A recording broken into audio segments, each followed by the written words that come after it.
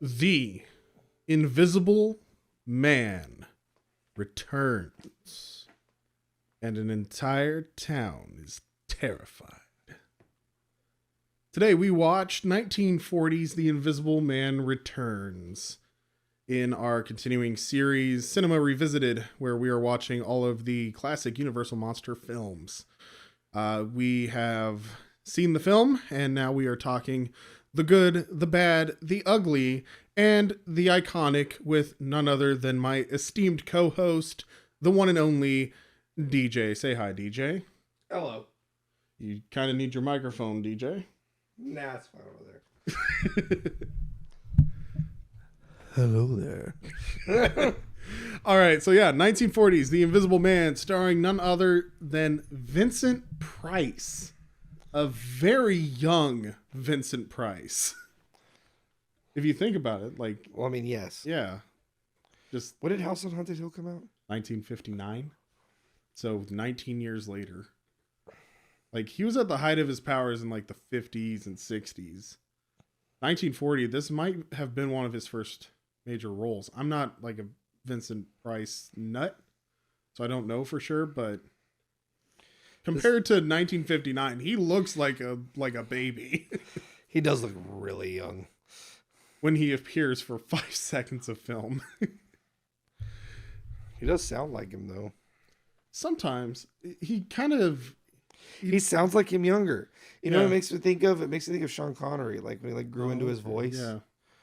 It's kind of like this. Like he did grow a little deeper as he got older, but it also didn't fit him young. It kind of feels that way here. You see him and like, he's such a baby. He looks really young. So, yeah, 1940, Visible Man returns. DJ, we're talking good, bad, ugly, iconic.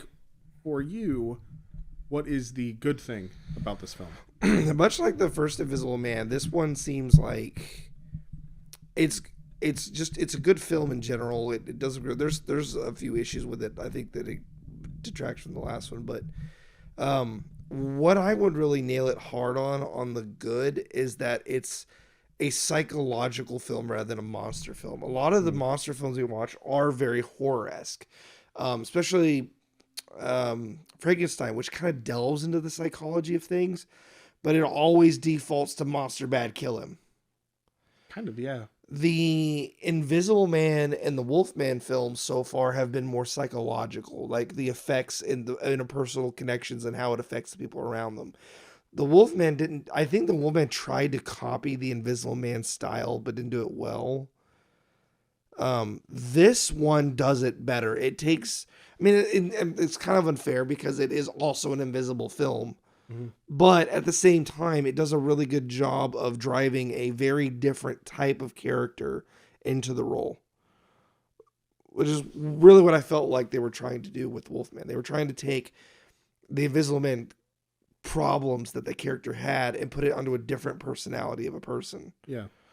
And it just didn't work. It works really well in this one. That does that really good. It does the psychological, the interpersonal connections that come from that, the degradation of relationships throughout the film are done very, very well. It's just good. All right. For me, one of the things is I just kind of want to highlight this. It's a really, really minor detail, so it's not quite iconic, but it's good. I would go with kind of the carryover of the legacy character. You think about it, with Jack Griffin was the Invisible Man in the first film, and his brother is kind of taking over his experiment in a way, and he's trying to cure it, but he's not suffering from insanity, so he has the opportunity to attempt to cure it. One of the things that isn't necessarily iconic, but I think deserves like kudos kind of thing, like it's good, is the brother, Dr. Griffin. I don't remember his... Frank? Was it Frank Griffin? I think so. Yeah, so Frank, in a lot of scenes, actually tries to imitate Jack Griffin's voice in a way. So it's like the familial He's trying bond to kind of act thing. like he is actually related to the original Griffin. Like there's an obvious like connection to him. Exactly. There's Similar, he does similar mannerisms too. One of the things, Griffin, we never in the original Invisible Man, we never see him before he's turned. right. We see him afterwards. They do that in this one too. You don't see him before; you only see him invisible. But for this time, we got to see the Griffin non-invisible the whole time, so we got to see him as himself. But he followed a lot of the same mannerisms that the Invisible Man did before he went completely mad. Yeah. And he has a very similar speech pattern, and he has a similar accent. Yes. So it's really, like I said, it's not necessarily iconic, but I think it deserves kudos. Is just good on the Dr. Griffin in this film, kind of carrying on the torch, so to speak, of the original Invisible Man. Yes. Like, played him very well. It's very believable to think that he's just the younger brother of the original Invisible Man. Yes, and unlike Bride of Frankenstein and House of Bride of Frankenstein and Son of Frankenstein, the carryover is a little smoother of a handoff. The second the second Frankenstein, Bride of Frankenstein, opened up with like the author and was like, well, this is a sequel. And then the third one is like way later, and it's the son, and it's kind of jarring. This one does a good job of tying it to the original without shoehorning it in. Right. And Like it was a while ago. This is the brother. It's not a direct relation. He's just experiment. It's like and he seemed to want really nothing to do with it. He did it out of desperation to help his friend. Right. Exactly. And so it's like different motivations and things like that, but they still have a very similar capability, and they have similar credentials, so to speak, with the doctors. Also, they explain very clearly that they're like, oh, it was 9 years ago. Yeah. So the timeline makes perfect sense. The fact that they're dressed differently, they have different mannerisms, the town looks different. It all makes sense. So also in the first one, he spent a lot of his time in a smaller town away from the bigger city. That's true. And so they don't really it's all spent out in the middle of nowhere. So the small town feel and everything made sense. Yep. And I remember in the first one, when they call the commissioner, they call him from the town, and he comes down to the town from the city. And so he was the only, that's what often makes sense too, why a lot of the cops were like, I don't know, like there were a few throughout the film, there's a few veterans that know of the original incident. Yeah. Because they're like, hey, you'll know it when you see it. Oh, I don't know if I believe it. It's like, oh, it's real. Because there was cops that were still around from then. The older grizzled cops remember it. The younger ones are like, this is insane. Why are we doing this? Oh, and the fact that they kind of learned from the last time, so they have like new tech and they have new techniques that they use, and they have different things that it's like it makes sense. It also makes logical sense that they would be advancing the way that they did. And it made the film work really well because they catch him faster. Oh yeah. In the first one, there's a long time because nobody even believes it's real. This one, they know it's real. The commissioner's prepared, and he's not even really all that worried. Like even when he gets away, they know they're gonna get him. Like they're gonna get him. Yeah. And he's not really that worried about it. You could see he almost kind of callous about it. Like, we'll get him. It's fine. Like he's gonna make a mistake. Like we're ready this time. Yeah. And so there's almost an overconfidence from the cop as well. Like they're not sure they're gonna make it. It's like, hey, you guys are making a really good case for this not going well, so you gotta be careful. Yeah. So that was just the kind of interesting stuff I found fascinating. It's true. And that ties into that good of just the connections of the old character. It's not just the character; the whole film just feels connected. Yeah, and they do a good job of connecting the two to where it's believable. Yes. Moving away from good to bad.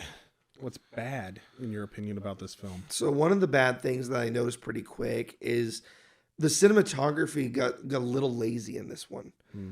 Some of a lot of, especially the ones you wouldn't even think of, like the daughter of Dracula and some of the Frankenstein films, the shots are very, very well thought out and very purposeful. Yeah. There's a lot of shots here that didn't really make sense. They did a couple of background things. Some of it seems forced. Like there's a scene where they show the plant, they show the stuff falling down. That's like foreshadowing to the death. Like I get that. But then they have scenes where it's like it shows Dr. Griffin's door and it zooms in really close to the nameplate and then hangs on it for a little while and then goes in. I think it was meant to be like a callback, but it seems unnecessary and flaunty. Yeah. And then they have all these scenes where they're showing the characters where they fade into the room and then zoom in. And I was like, why? In a lot of the other ones, they just establish the shot like it's a stage play. This one seems to be experimenting a lot with film. Like they're like, hey, what can we do with moving the? Hey, it's a film. We can move the cameras. Let's move the cameras, and they just move them because they can. They move them a lot in this. There's a lot of moving camera shots. There's some fun ones. There's one where there's a car chase scene, and the camera zooms, it rolls in on it. Right. That's a cool effect they've not really done a lot in these films yet. But then there's another one where he's like talking to the guy and it's zooming in as they're like confronting, and then it starts zooming out. I'm like, what are you doing? Why is this happening? What is the point of this? It's fair. It seems like they took their knowledge of I can zoom and move and took it to an extreme. They're Like a doing high just- school film student, you know, when you learn that you have a zoom function on the digital camera. Yeah, you You're just start just like- playing with it. It's like they did it because they could, not because there was a specific reason for the shot. Which also made me appreciate the older films where the films are all staged with dedicated shots. They do zoom ins and zoom outs occasionally in the older films too. But it's usually for Dracula. They do Dracula, but they don't zoom in. They just switch to a closer shot. Right. And Daughter of Dracula, they did a light zoom in because they got that figured out, but they still do it in the same manner as Dracula. And this one, they're just doing it left and right and moving cameras and moving sets. And I'm like, why are you're it's too busy. I'm getting distracted by the effects while I'm trying to enjoy the film. And that was the thing. Like, just the cinematography kept distracting me from the movie. I'm like, stop it. I've not dealt. That was the one thing none of the other films did. The cinematography never felt like it was pulling me out of the film. It was usually the pacing, the plot, the characters that did it, not the cinematography. That threw me off. This is the first film that feels like the cinematography isn't great. Yeah. Bad. I'd have to say the actual like costume design for the Invisible Man is bad, because you have some really good costumes. The female lead, for instance, had very good costumes. Like, She had a good wardrobe. yeah, exactly. She looked stunning and she looked elegant, and they picked all of her clothes very well. She was very fashionable. And everything she wore fit the occasion. In the beginning, she wears a black dress that's like, but it's like a beautiful black dress, so it's like showing she's mourning, but also she's hopeful. Mm-hmm. And then when she's chasing him later, she's wearing an overcoat and the veil, so she's like, it matches what's going on. The same thing with the cousin.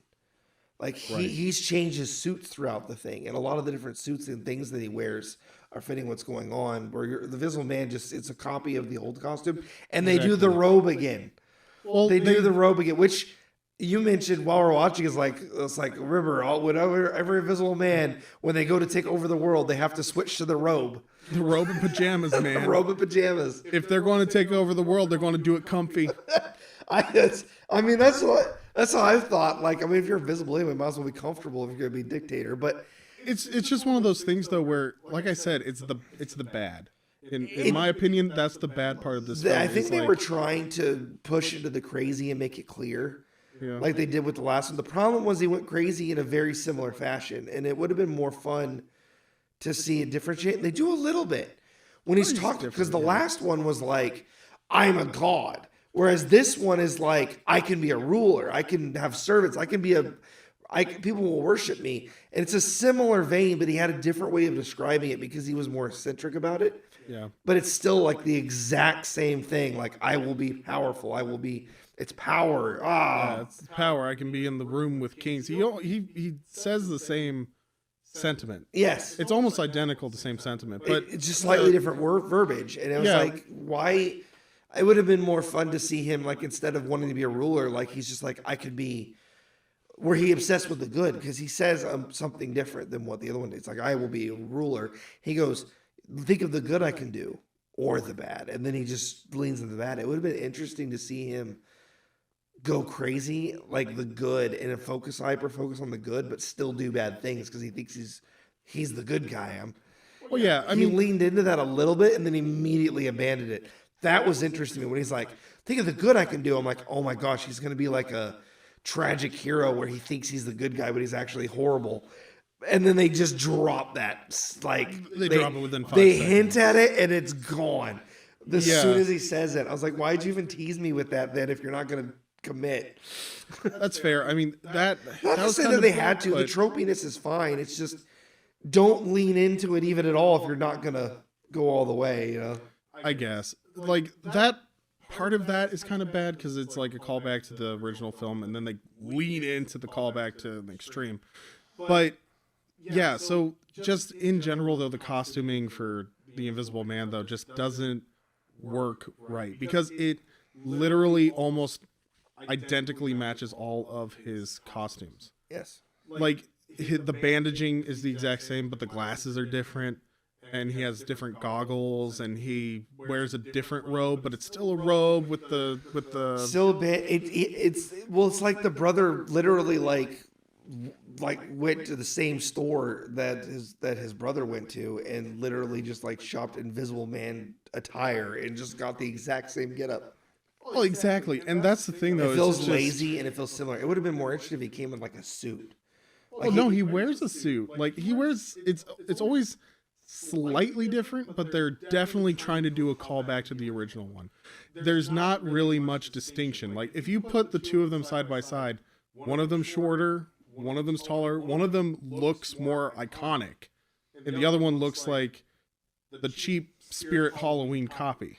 Yeah. That's why I say it's bad. It's like It's not just a copy of the original. It's not even as good as the original. Exactly. It's not a copy. Like if you're gonna It's copy it, at least make it as extravagant as the original had it. like if he had shown up in the exact same robe when he started doing his maniacalness, that would have been kind of interesting, I guess, just like a little bit, because you're like, oh my gosh, he's got the same tastes, he's got the same eccentric nature and stuff like that. But it would have been also nice if he was just entirely different, like if he wrapped his head differently. Yes. If he had a different way, Like of he wear like dressing. a whole hood or something. Like yeah, just Or if he was different. just eccentric in the way that he dressed. Like, think about it. He's going mad. Maybe he doesn't wear the nice get-up and gown and stuff like that. Maybe he's disheveled. Maybe he's wearing something completely different. That would have been interesting. And that goes too with the last thing I wanted to put on the bad stuff is that also leads into the fact that he was he goes crazy the same, he's dressed the same. It feels like he doesn't even have as good a lines as the original.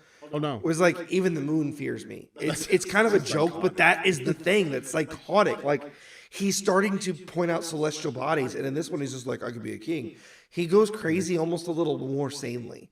And so it's like even everything he does feels like a copy of the original, except for his backstory. He's not the one that invented it, but everything else ends up fairly similar. Yeah, which is interesting. Like, why would you make him a different character if you're going to have him end up the same way? And the It's other thing is interesting. that he ends up the same way in ways that in the original one, it kind of made sense. He was a scientist. He discovered how to make invisibility. I can sell it. I can do all of these different things. It makes me powerful. I become the richest man in the world. I become the most powerful man in the world. Oh my gosh, I am the most powerful man in the world. I can be in rooms with other people. People are going to start fearing me, but people are also going to be coming after me. Everyone should fear me. If they do fear me, everything fears me. The moon fears me. You know, like it's the insanity creeps in while he's talking. In this one, when he talks and he's starting to lose his mind, it starts with like he laughs. Like it started really well.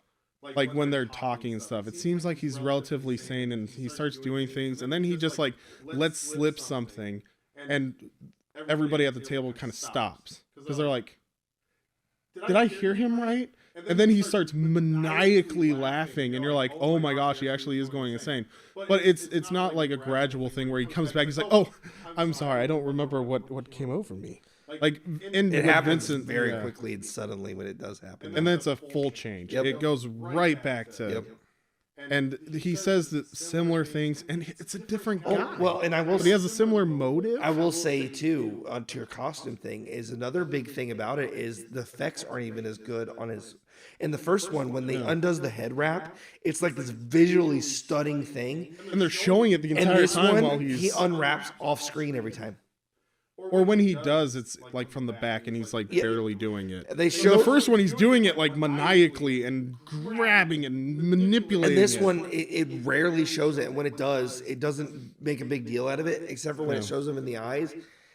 The effects and the invisibility aren't as stunning. They don't show it off. They actually kind of try to avoid showing it in this one. So that was kind of rough too. That goes along with that, I think. All right, so we've talked about rough. What about ugly? What's straight up ugly in your opinion? That's harder for this one, but I'm gonna say actually, I'm gonna expand upon my bad for this one because I think part of the ugliness of like the cinematography and the shooting and the way that the production was done is literally because they're discovering they can do this stuff and they're just playing with it. Now this goes above and beyond just the camera work. But just the way they filmed the film feels closer to a modern film than a stage play. Right. There's a lot more effects and stuff that they use. They try to do a lot more. They try to do more. There's a lot more movie magic in this one than there has been in a lot of the other ones. And I think it actually suffers from it because there's some cool stuff, but there's also... Like today, you see what they're able to do with films, and you look at this and you go, this is them trying to get to that point, but they're not quite there yet, and they also don't know where the appropriateness to stop is. So some of the music, some of the timing of the shots, some of the zooms, some of the dialogue drops are really weirdly placed because it looks like they're trying to experiment with what's possible with film as opposed to... Because all the earlier films are filmed like stage plays. And they're blocked out, and they have like the way that they... And it's all a set. Everything's a set. Yeah. They have been straying from that for a while. I mean, the second Frankenstein and Wolfman strayed a little from Wolfman. Werewolf of London. You're right. Werewolf of London strayed a little bit from the set, but they still stay pretty solid to it. This one abandoned it completely. They're constantly moving the cameras and doing wide. They do wide sweeping shots. They do one where they're outside the house and they do this long sweeping shot through the forest and the dog. They're doing these wide shots to show that they have a lot more space. But it doesn't really add anything. It's like it's still a set, but now they're just squeaking. They just made a set that's 3 times as big and then swing the camera through it. And it's like, okay, that doesn't really accomplish anything though. It's not a landscape. You're not doing this out in the actual forest. It doesn't look any cooler. It still looks like a set. Yeah. You're just showing us more of the set. It just seemed odd. Like they just really wanted to play around with technology and cinematography to be like, look what we can do. And it's like, okay, but it doesn't add anything to the film. The stage play ones looked better because you had something to show. And this one you have less to show, but you're showing more of it. Oh, the set's even like Dracula, that stair set. It's a single shot, open wide shot of a large room, and it looks stunning. Nothing in this film looks as stunning as that. It's true. And because I honestly will say, mostly because I see the whole set. They go in and they shoot so much of it, it almost looks faker. Like it looked better when you just kept a single eye on it. That's fair. And I think they just words. I know I kind of already did it on the bad, but the more I think about it, that just seems like an ugly to me. What about you? For me, I would have to say just the tone. The tone of this film just does not fit. We talked about this a little bit with Bride of Frankenstein, where sometimes the tone gets a little bit lost in these films. Where they can't tell if it's a comedy or a horror, right? Yeah. This film suffers from that really bad. I don't know if it's just Universal in general had switched the idea of their Universal monsters, but this film is shot, staged, dialogued like a comedy. The Invisible Man, when we saw the original Invisible Man, it was chilling. It had comedic stuff to it. In fact, we commented on it. The comedic stuff tied into his madness. Yes. To And where the side characters, and the side characters, their reactions. but yeah. for the most part, though, it wasn't a comedy. It was still sinister. You No, still and it when- actually ends in tragedy. So Yeah. it is in historical play standards, it's a tragedy by play with some Yeah. comedic elements, but it is it's not satirical at all. It's No, it very wasn't, yeah. serious. it's a This serious one film. feels It's a satirical. Like this feels like a satire of the original. It does. That's the thing. This Like, feels that like a feeling- satire of the original. Like they're almost making fun of their own character rather than giving him life. Yeah, and it's one of those things where it feels so much like a comedy that you're right. It feels like a satire because we're introduced. Like one of the first characters we're introduced to is a bumbling idiot, and literally he's just like under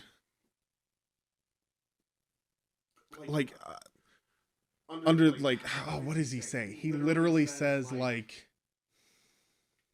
under the protection of Bob or something like that. Like he says this weird phrase and he's just like, by Bob or something like that. And then or I swear by Bob or something like that. And he's like, isn't that right, Bob? And literally the other guy's named Bob.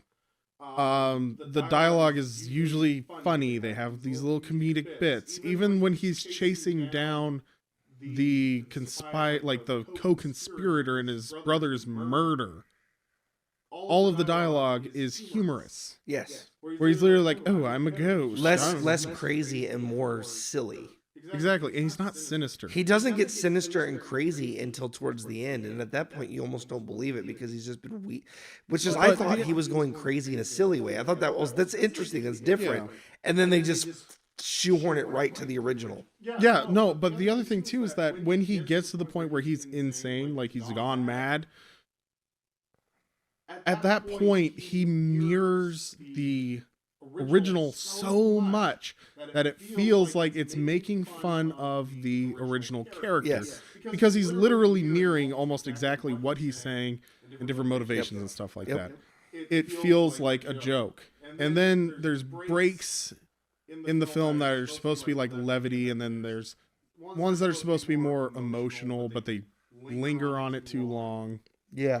The whole thing with the scarecrow lingers in on it too long. It's supposed to be sad and mundane, but he's talking to a scarecrow. Oh, just take your Shot felt really long. It was really good when he first starts talking to him, and he starts putting on the pants. I'm like, well, this is really interesting. But then he keeps going, and then it keeps going, and then it keeps going, and then it keeps going. I'm like, okay, they already hit home the point. Yeah. He's somber, he's sad, he's broken, he's still a little loony, but he's just not doing well. So he's got the craziness from the invisibility and the potion mixed with the somberness of being close to death on death's door. Like he's just broken. And that hits home, and then it lingers on it too long. Yeah, but the thing overall just is the fact that the tone does not match the film. This film has such a ability to be sinister, to be chilling, to be intriguing, to be psychological, and they treat it almost like a parody. Yes. Because of how comedic they made it.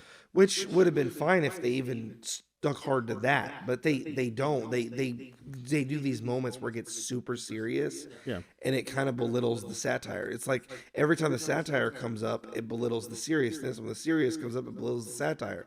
It's like you should have picked a lane, Yeah, but you exactly. couldn't pick one. You just kind of wibble wobble through the two of them, and it never really quite sticks to one hard enough. Yeah. It's been an issue we've seen with a lot of these films. Actually, tone has been a consistent problem throughout.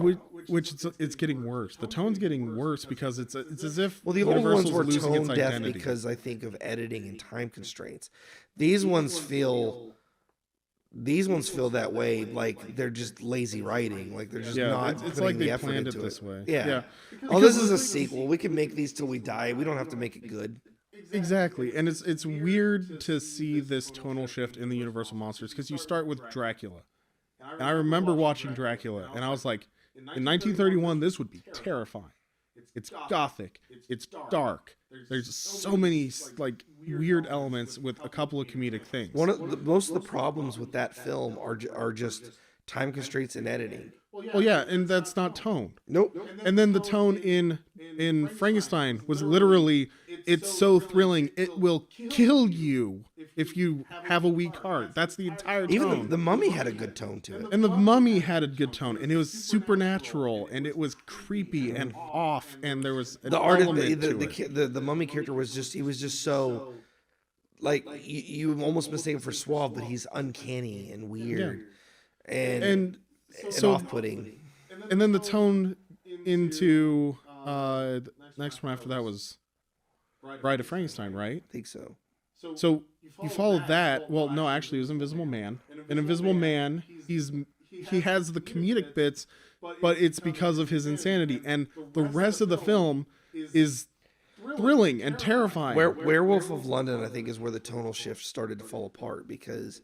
But even that one didn't really have a bad tone. That one was just bad. That was just a boring story. Yeah. But the tone does suffer a little bit in it because it had a little bit of struggle of identity crisis. But Daughter of Dracula kept its tone pretty still. It went right back to where Dracula was at. It felt like a true natural sequel. In tone and everything. Bride of Frankenstein, similar thing. It had a couple of This weird one parts. reminds me a lot of Son of Frankenstein, where it had problems with its tone. There's Bela Lugosi's Igor. Igor in that is so good. It's so well done. But the overall feeling of the movie suffers from tone, but in a different way. That one doesn't really have a huge amount of comedic elements in it. It has more like confused elements in it. Yeah. But even that, I think this one has the worst tonal shift of any of them that we've watched so far. That's why it's the ugly for me. Moving on from our It's ugly. actually interesting because this one, the two things we tend to praise throughout all of the films are cinematography and tone, and that's the one thing this thing does poorly. It's like the two things that everything else managed to get. Like a lot of the other ones that had, even Werewolf of London had really good cinematography and tone. It just suffered from a bad story and writing, cuts and stuff like that. That it's interesting to see that flip where now we're seeing a film that's the two things that are usually pretty good on suffering. Yeah, exactly. It's odd. Well, if that's the case, then for the iconic, I'm wondering if we see the same trend. All right, what's your iconic? For me, Yeah. I would say, this will say like it's the Invisible Man, but actually, this is the one where the Invisible Man himself isn't that iconic. Sure. For me, the iconicness of this is the expansion of the visibility itself. What I mean by that is this film, the first film, visibility is created. It's a new phenomenon. A lot of people don't believe it to begin with. And then once they see it, they still often don't, but then they do and they realize what it is. This one, the iconic for me is that establishment of continuity. Okay. Seeing everyone remember the events and react to it differently because they're more aware of it was iconic to me. Because this is the first time we're seeing the invisibility the second time. This is every other one of these films has had a sequel so far except for The Mummy, where we see people that are already aware of the thing, like in the Frankenstein, they're already aware of the monster and all that stuff. But in those things, these monsters are well known and established or understood to some degree. The Invisible Man is a very different thing. It's just a regular human that you can't see. And it creates an entirely different set of circumstances. Frankenstein, you just have to be stronger than him to contain him. Dracula, you just have to outwit him. Invisible Man, it doesn't matter. You can outsmart, he can be sly enough to sneak past. And this one shows that they're prepared. You mentioned this before, that they're prepared in this one. Yeah. They have smoke machines and they know his weaknesses, rain and smoke, and they know how to find him and how to get him, and they understand it. And they use that to their advantage. And it's interesting seeing in all these ones, the people fight back against the monster, but they always seem to lose. And in this one, they were winning. Mm-hmm. Pretty That's much a throughout. that's a Like, shift, yeah. a tonal shift, but in kind of an interesting direction. Where in every other one, like they seem helpless against the monster creature, Right. and when they are defeated, it's by overwhelming odds that they were able to do so. Like with Dracula, it was cleverness that Van Helsing used. In Frankenstein, it's just sheer numbers. They just overpower them with numbers. And this one, they use tools and sciences and stuff, but they almost get him. Right. And they, like, really early, they find him quick. Most of the thriller in this film is the inner character relationships, not the police chase. Right. That's actually kind of a side thing. The police chief himself is like almost not even concerned.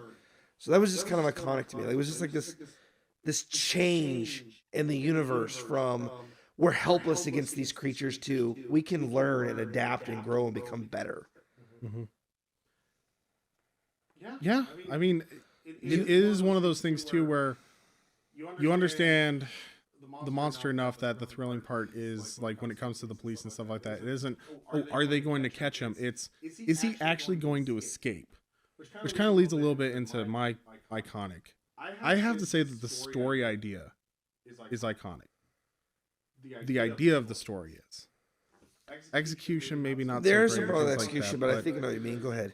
Yeah, so the premise of the story is really good. Where like someone else gets hit with it rather than the original creator was something I really felt about that. But well, yeah, like it's not.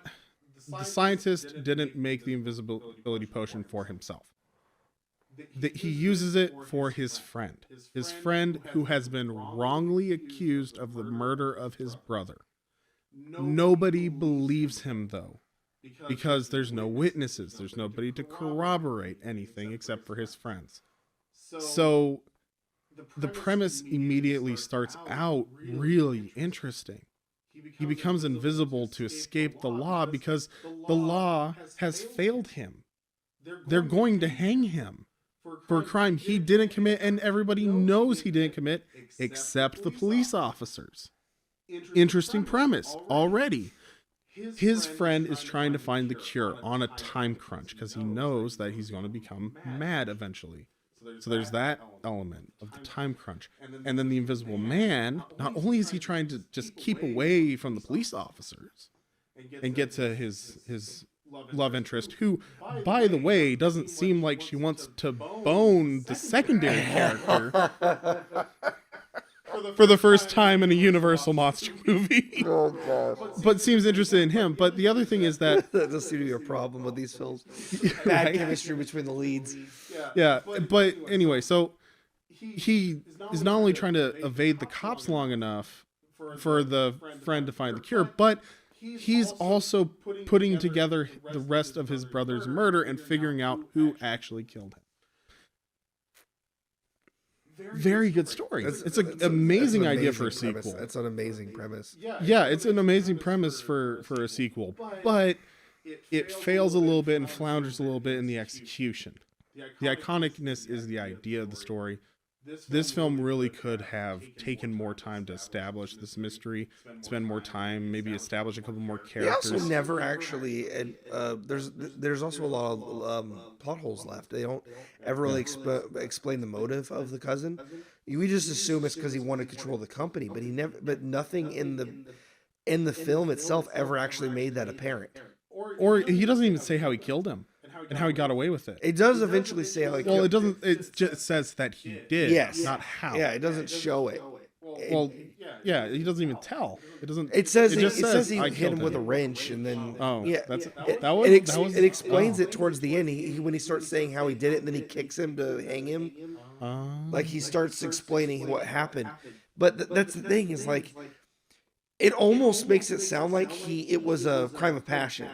Like they got into an argument and he killed him over something stupid, and it actually seemed like he was legitimately trying to keep the brother from going to prison for the murder. Like he doesn't want to go, but it's like he is the perfect scapegoat, but he actually seemed genuinely trying to help him out. Like that's the thing. Like he actually, it a whole time it almost feels like he didn't want to kill the brother. It was like he just did it in a rage or something, and it never explains his motives, his reasons, or anything. Which I get. It's not the Iconic focus. story, poor execution. It's not the focus. It's the focus of the Invisible Man. But it's a great. It's like they tried to make a mystery thriller with the Invisible Man, but forgot the mystery thriller part and just focused on the Invisible Man part. And forgot what kind of movie they were making and stopped making that movie like halfway through the filming of the movie. Right. So that's what I have to say. It's like the idea behind it is iconic. Like it's a good premise for a sequel. It's an interesting premise for a film, just in general. But as a sequel to The Invisible Man, that's just a great idea. Complete tonal. I agree. But then it decides to be like, well, but it's almost like the executive came down and was like, oh, see here, this is supposed to be a sequel to The Invisible Man. Why the heck are we reading Agatha Christie? Yeah. That's what it feels like. Well, that was thinking of that too, because when we do like, what would you do to make this better for the time, or like how would you rewrite it? I would take the premise that they had and just do it. Commit to it. Commit to the premise. Make it a mystery, make it a mystery thriller where the Invisible Man isn't actually the bad guy. He suffers from the craziness and stuff and everything in a different way. Yeah. But the focus is on the mystery, so it's a red herring the whole time. That's what I would do to fix this one and to do it for modern times. Just do that. Yeah, it's a better premise than what the movie was. It's a great premise because think about it. It's like complete tonal change. You're actually rooting for the Invisible Man. But the other thing is, too, you could do some deep POV kind of things where he's investigating the murder and things like that. And things start falling in place. But his mind is clearly starting to go. And so what ends up happening is near the end of the film, when he actually figures out who killed his brother, his mind is mostly gone. So when he says this crazy theory, because it doesn't make sense. Why would so-and-so kill him? There's no way. He's been helping us the whole time. And he actually seems helpful. And he actually seems like he cares. And there's no way that he'd actually be this person. So nobody believes him because he's supposedly going mad. And we as the audience are like, wait a second. We've been following his point of view this entire film. And like you have a couple of scenes where he doesn't see something right. Well, so you do it like the Leverage thing, where it's like a heist film, or you do it like at the end, you like show all the missing pieces and fill in the blanks. Would be really cool. Well, that's so that would be it. So for the time period, what I would do is film it in a similar style, but clean up the connectors and make it a little clear about the mystery thing. And I'd add a couple of more suspects. And leave it a little clearer and let the motive go. And it would work a lot better, but it's still not too bad. For the modern film, I would go heavy into the red herring and the mystery of it, of him looking around. Because you turn, this was like, what, an hour and a half ish? Yeah, about. You could do like a 2.5 hour film of this easy, where it's like the exact same film that we just came up with on that, based on that premise, but you show him like getting arrested for the murder, and then the plot, like they're him plotting with the setup and everything, how they got invisible. You go in a little bit more in the backstory, you give a lot more meat in the middle, and you go really heavy into the end of the discovery, because he's surprised when it's his cousin, because he trusts his cousin. Like his cousin is literally actually trying to get him out the whole time. Right. And then when he attacks the cousin at the end, everybody has to like, it's kind of like the gun thing where you're pointing the gun, who do I shoot? And it's like the audience is like, why are you attacking him? He's been on your side the entire time. Yeah, it's like, has he gone actually like full on like mad and he's not getting this right? And then then he confesses, but then gives the motive, and it's something like, for the original of the time, I would have made it would have made sense to do it this way. It was an accidental murder, and he just tried to cover it up, like he was upset, they were arguing, and he killed him, and it was just convenient that he was being taken, and he thought, well, you have it be like it was a fight over how to run the company, And since this is convenient for me, he's dead and out of the way. He didn't want to kill him. He loves his cousins, but now that he's already done the deed, he starts post-traumatically rationalizing it. Well, I can run it better anyway. It's better that they're out of the way. I'm running it better. I'm actually successful. Maybe he was struggling financially before. Like maybe his wife's sick or something. Like you add a couple of things where it's just like, okay, so what ended up happening is like the brother accidentally died, but he could be pinned for it. But then the brother gets pinned for it. So then he's like, oh no, I should really confess and do the right thing. But then he takes over. You make the him a company. tragic character. Yeah. That would have been interesting for this. For the modern film, I'd make him a straight up like not Machiavellian villain. Not mustache twirling. Oh no! But I would make him like he killed him. Like the murder was more intended. Yes, I would totally do that. Where he's actually like because for like a chaser thriller that works better. For a thriller horror film, I think it works better if he didn't mean to. Mm-hmm. Which is what this older film. I'm not trying to rewrite this genre, trying to make it the same. But for like modern audiences, I would lean heavy into like the conspiracy theory, like he went full on. His motivations for killing him don't matter as much as the Machiavellian style like villainy he did to cover it up. He's not a mustache twirling villain in the murder. He's become one due to the circumstances he had to cover it up. Well, because he can't stand the idea of going to prison. Yeah. Something like that. It's literally he's trying to save his own skin. It's like I loved you like a brother, but it ain't worth going to prison over. Like exactly. Like you have a line like that in there would be really good. Similar to the old one where it's, but I would lean more into a purposeful than an accidental death. I loved you like you loved your brother. But he's gone now, so's the love. I don't know, but you know, like, see that would be a really cool film, especially for a sequel to The Invisible Man. Nobody would really expect it. But the other thing is, like, you kind of keep the tone, you kind of keep it. It's like the Bride of Frankenstein, where it kind of tonal shifts a little bit to like making the Frankenstein monster more sympathetic. Yeah. In the first one, there's a little bit of that in the beginning, but it's kind of abandoned pretty quick with the murders and stuff. The second one is murder heavy, but they have that scene where he's sitting there with the blind guy, and there's a lot of camaraderie there. This film could have had that where the Invisible Man gets a lot more, but he starts to go crazy. And that's the twist is you're kind of rooting for him, but as he goes crazier, you think he might actually be the problem. And he's like kidnapping people and like beating them up like he did with the one guy. You lean into that. There's more witnesses. Like he goes all taken on people and you're like, crap, we can't. Well, he's actually just gone nuts. He's off the rails. Yeah, he's gone nuts. And maybe he implicates the cousin and you think he's wrong. Yeah, or you start suspecting the doctor who gave him the invisibility. That would be where it's like, no, he actually killed the brother, and now because you escaped, people want you more, and you're going insane due to this poison that he put in your system. That seems like that doesn't seem very helpful. That doesn't seem very good. And then he turns up dead. Like classic whodunit, he'd turn up dead. I love red herrings, but it's hard to tell what red herring would be the better one. He suspects the cousin and the audience is like, there's no way it's him, and then it is. And that's the reveal. Or the audience and him are surprised that it's him. I don't know if it's better that the Invisible Man would be surprised that it's him, like he's surprised by it. I mean, he would be either way, but I think he figures it out off screen, and then the next scene he's literally attacking him, and it's after something along the lines of like the professor would be like, I don't know if he's gone mad. I don't know when he's going to go mad. It's been far longer than I estimated. I feel like that's exactly what I would do for the old one, but for the remake, I feel like I would keep it to where him being it, the cousin being it, was the mystery. Yes, no, I'm saying that the cousin. Well, no, to him as well. Like it surprises him. No, like it surprises him, but he attacks him, and it becomes a whole thing.